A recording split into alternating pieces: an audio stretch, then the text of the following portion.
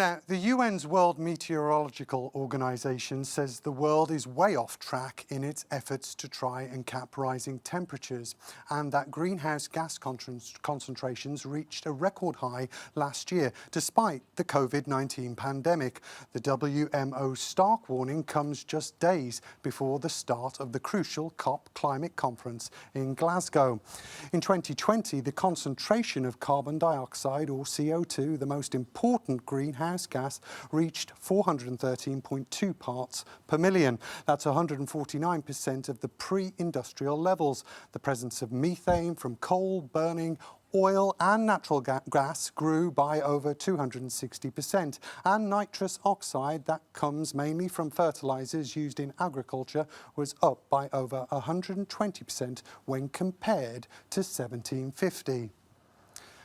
The Secretary-General of the World Meteorological Organisation, Professor Petri Talas, told me much more has to be done to counter decades of harmful greenhouse gas emissions.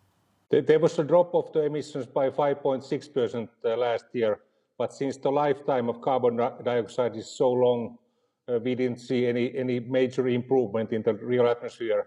Actually, the concentrations of carbon dioxide continued growing last year, as has been the case for the past decades already, and we also saw similar growth of methane and nitrous oxide concentrations. The political will clearly exists, but the concrete action is still missing, and at the moment we are heading towards 2.5 to 3 degrees warming rather than 1.5 to 2 degrees, which are the Paris limits.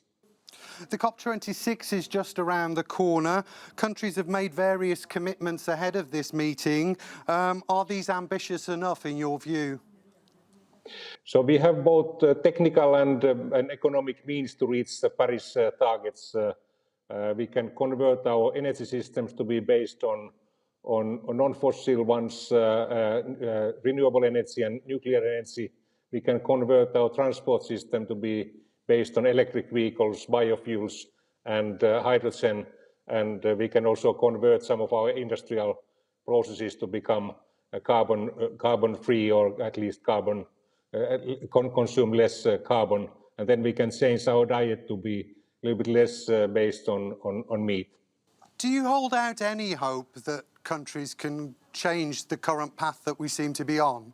Actually, we have seen that 32 countries have been reducing their emissions during the past 15 years, whereas their economies have been growing at the same time.